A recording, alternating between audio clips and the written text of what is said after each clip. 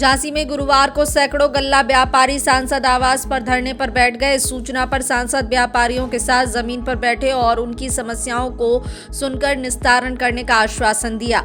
व्यापारिक वर्ग ने बताया कि वर्ष 2019 में लोकसभा निर्वाचन के लिए भोजला मंडी का अधिग्रहण किया गया था।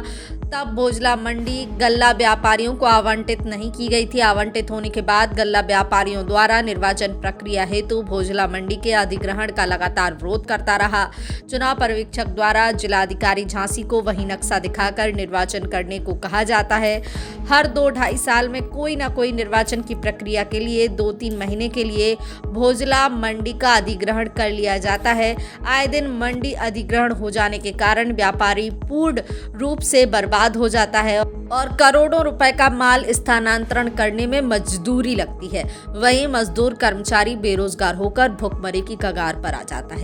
बहुत परेशानी होती है, हम लोगों को बहुत परेशानी होती है, क्योंकि किसानों का जो किसान अपना उपज बेचने आता है मंडी में, तो जैसे उनको उचित मूल्य मिलता है, तो जगह जगह वो व्यापारियों के यहाँ अपनी फसल रख देते हैं कि हम आगे बेचेंगे।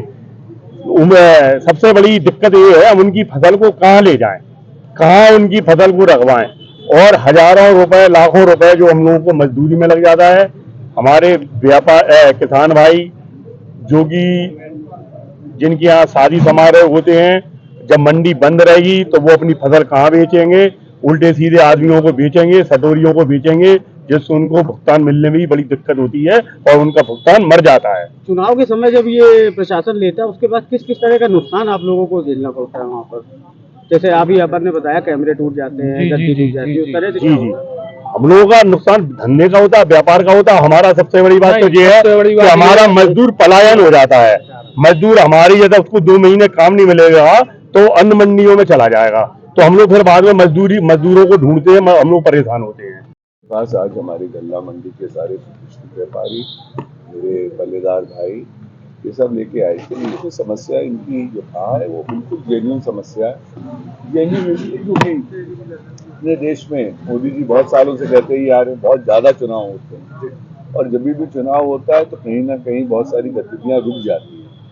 और इनको विशेष रूप से फर्क ये पड़ता है कि जब चुनाव यहाँ पर झांसी में होता है और लोकसभा का चुनाव, तो ये मार्च अप्रैल में होता है। मार्च अप्रैल में ही हमारी गल्ला मंडी सबसे ज़्यादा चलती है, सबसे ज़्यादा किसान भाई तभी आते हैं। और उस समय अगर स्थितियाँ रुक जाती है चुनाव की वजह से, जिन लोगों के जीवन में इतना अभाव आ जाता है काम की कमी की वजह से, या फिर किसान भाइयों को परेशानी होती है कि वो अपना अनाज कहाँ लेके जाएंगे, कहाँ बेचेंगे, तो फिर उनका भी दाम बिकता है। तो उनका आग्रह बहुत अच्छा है कि गल्ला मंडी की जगह हमको कोई ऐसी जगह करनी चाहिए जहाँ पर जो मोदी सरकार की हमेशा मंशा रही है कि लोगों का जीवन कुशल रहे, लोगों का जीवन ईज ऑफ बिजनेस रहे, और किसान भाइयों को भी हमेशा उनको जो सुविधा मिलनी चाहिए वो मिलती रहे।